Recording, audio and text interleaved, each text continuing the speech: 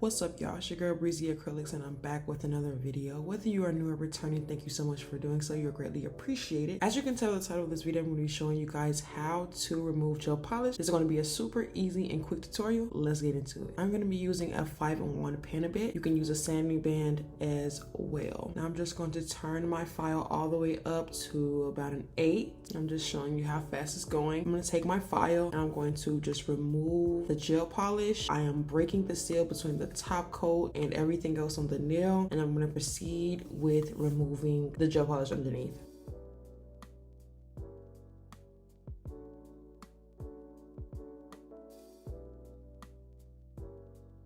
Now this 5-in-1 bit is my favorite just because I can get into the nooks and crannies. I can go on the side of the nail. I can clean that cuticle up. I can get everything, and it still takes the gel polish away effectively and efficiently. We do not need to be spending 1,000 hours on removing gel polish. And this safety bit can be used for more than that as well.